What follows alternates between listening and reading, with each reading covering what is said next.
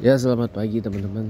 Hari ini hari Jumat, tanggal 18 Juli 2025, Jumat ketiga di bulan Muharram 1446 Hijriah, 47 Hijriah. Hari ini Jumat tanggal 22 Muharram 1447 Hijriah. Nah, saya tuh sebenarnya mulai ngerti kenapa saya dijauhin dari makan telur terus sama kedua orang tua saya. Karena telur itu kan mengandung protein sebenarnya. Mengandung protein dan omega 3 yang kuat. Protein itu untuk merangsang kinerja otak.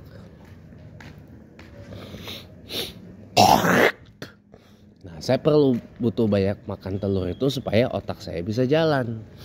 Nah, ternyata orang tua saya, kedua-duanya, baik mama maupun ayah sambung saya, nggak terlalu suka kalau saya itu kerja pakai otak, atau otak saya jalan, atau otak itu saya ajak pikir terus gitu. Harus ada kerja fisiknya juga gitu. Nah, ini teman-teman, itulah kenapa saya mau ada kaitannya dengan satu reaksi dari VT TikTok dari negeri Konoha 05 yang menggigit saya untuk saya kasih komen. Gini teman-teman ya, kalau kita bicara tentang makanan ya, ada banyak makanan yang sebenarnya merangsang kinerja otak itu biar lebih encer.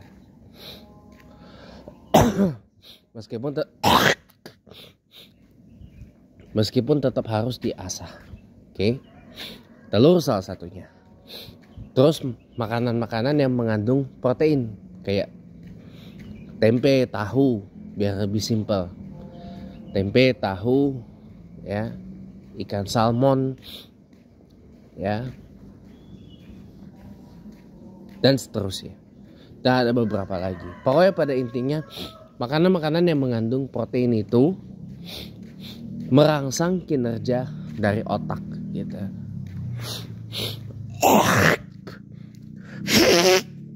Tapi imbangi juga dengan yang lain memang. Kalau makan terus nanti lama-lama bisul. Enggak sih, tergantung sensitivitas tubuh juga gitu. Tapi biar pemikirannya tuh jalan gitu. Biar kita tuh berpikir ya. Nah, masalahnya tuh gini loh teman-teman. Boleh nggak saya beritahu Anda,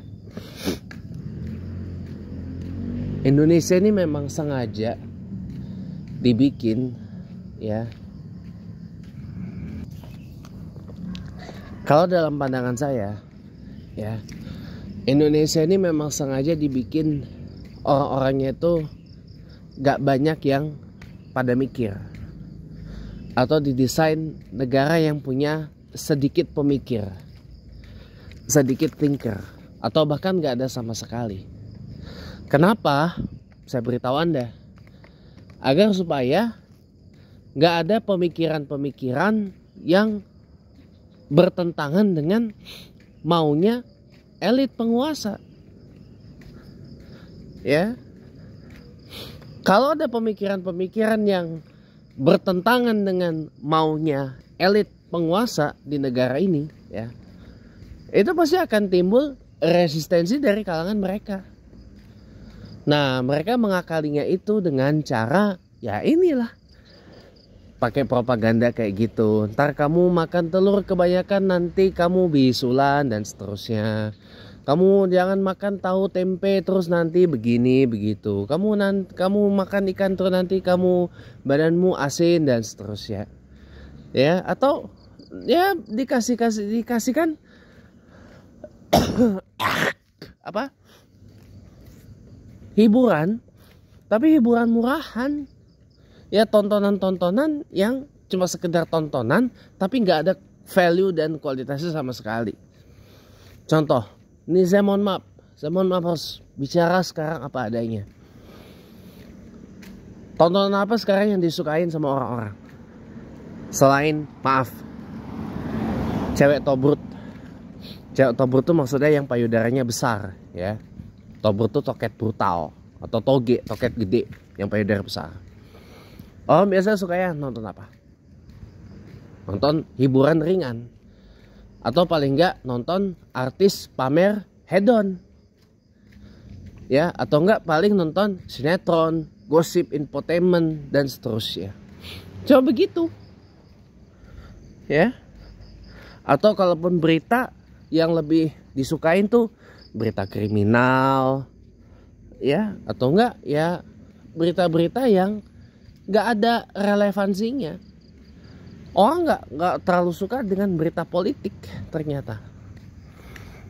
Gitu. Berita politik ataupun berita tentang kebijakan politik.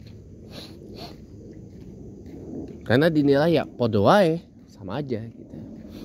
Padahal itu merangsang untuk kita berpikir. Orang kita menggunakan internet hanya untuk sesuatu yang ringan. Ya. Atau kalau ngobrol, saya pernah waktu saya masih di Clip on You ya, ada yang komen gini waktu kita bahas tentang masalah tragedi di Paris ya, 10 tahun lalu sih. 10 tahunan yang lalu lah. Ada yang komen bahas yang ringan-ringan aja gitu. Ya otaknya nggak nyampe kalau bahas yang berat-berat itu. Kenapa? Ya karena memang sengaja dibikin otak kita gak nyampe untuk bahas hal-hal yang kayak gitu. Kenapa? Karena itu tadi, takut bertentangan dengan maunya elit penguasa. Takut bertentangan dengan maunya para elit yang tamak lagi rakus. Takutnya kalau ada pemikiran seperti itu bakal kejadian 1 abad yang lalu. Apa? Pemberontakan, resistensi dari kaum proletar, dari rakyat jelata, dari mereka yang sudah jengah dan muak dengan elit penguasa. Nah, itu yang kita tidak dapatkan sekarang setelah kita merdeka.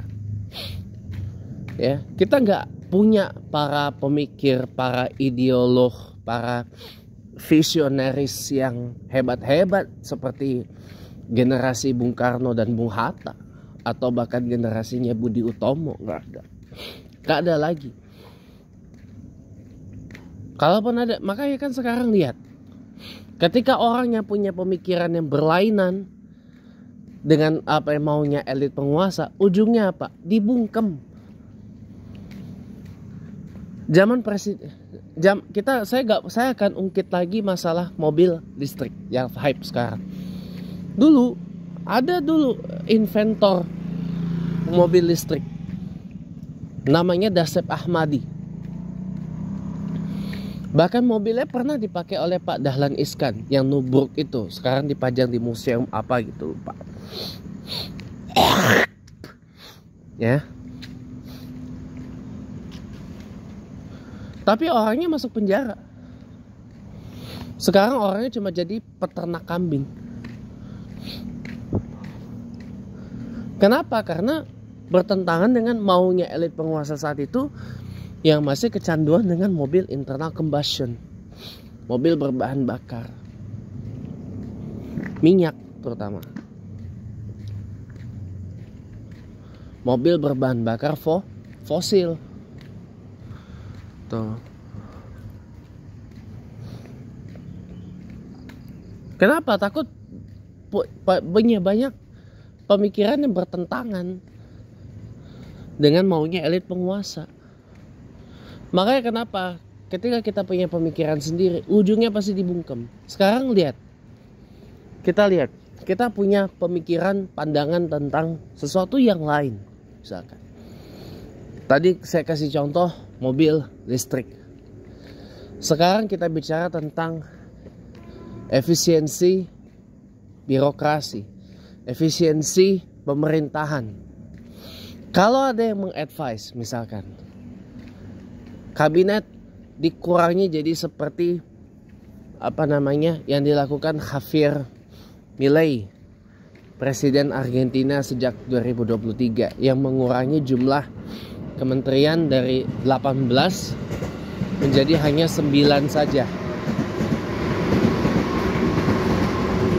dan menggabungkan beberapa kementerian ke dalam satu kementerian, dan mereka jadi child agency atau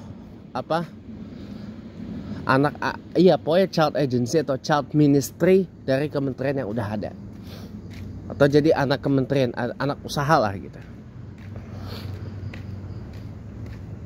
ya, dari atau subunit bahkan, atau subunit. Kalau di sini mungkin tingkatannya kayak sekretariat ya.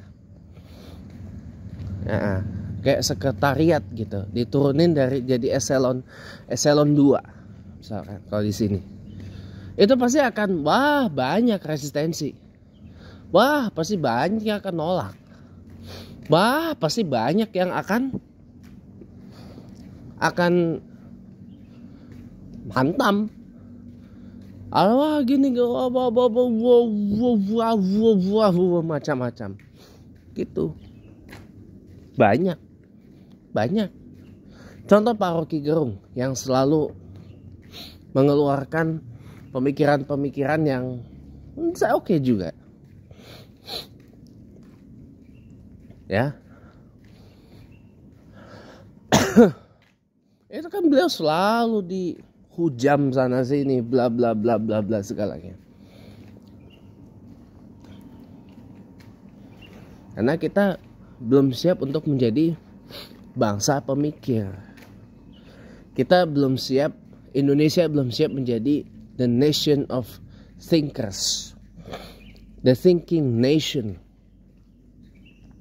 bangsa yang berpikir. Oke lah, kita memang berbineka tunggal ika, tapi itu baru dalam konteks budaya.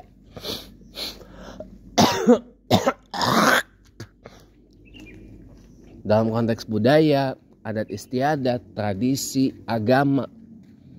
Dalam beragama pun juga masih ada masalah. Jadi agama kita skip dulu. Oke, kita memang berbeda, tapi itu hanya dalam konteks identitas. Budaya, suku, adat istiadat, tradisi. Ya, baru di situ. Tapi kita belum berbineka tunggal ika dalam hal pemikiran. Sejauh. Nih saya diganggu lagi nih sama Mak Rumpi nih. Males gue. Nah tuh kan Mak Rumpi ganggu gue kan anjing itu namanya. Nah, saya lanjut lagi. Ya. Jadi sambung lagi ya. Soalnya ini penting, kayak saya perlu sampein. Ya. Kita belum berbineka tunggal ika dalam pemikiran, dalam pandangan, dalam opini. Belum sampai ke situ. Kita baru berbineka tunggal ika dalam hal berbudaya, bertradisi, beradat istiadat, bersuku. Memang beragam, disatukan jadi satu. Namanya Indonesia. Bahasa kita pun juga beragam, yang disatukan dalam satu bahasa persatuan, namanya bahasa Indonesia. Tapi kalau dalam urusan pemikiran, pandangan, opini, itu belum.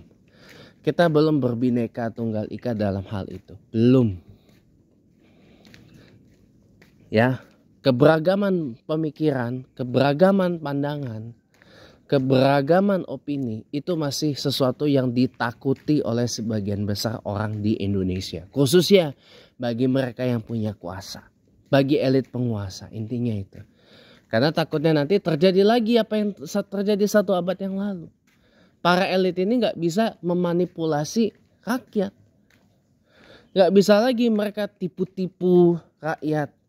Gak bisa lagi mereka berpesta, bersenang-senang di atas rakyat yang lapar.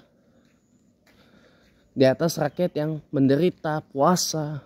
Ya. Elit berpesta, rakyatnya puasa. Elitnya kenyang, rakyatnya lapar. Ya, elitnya rumahnya real estate, rumahnya mewah, rakyat mohon maaf rumahnya berdindingkan dan bertembokkan langit dan angin, beralaskan tanah, berdindingkan dan berlangitkan angin. Itu saja gambarannya. Elitnya berfoya-foya, rakyatnya kepayahan, menderita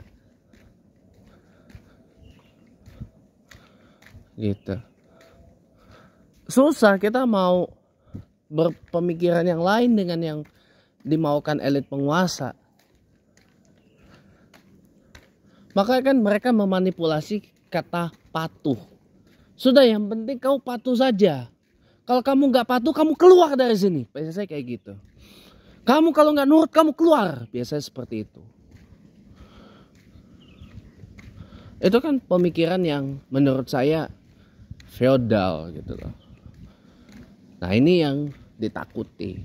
Anti feodalisme itu yang ditakuti oleh para elit penguasa.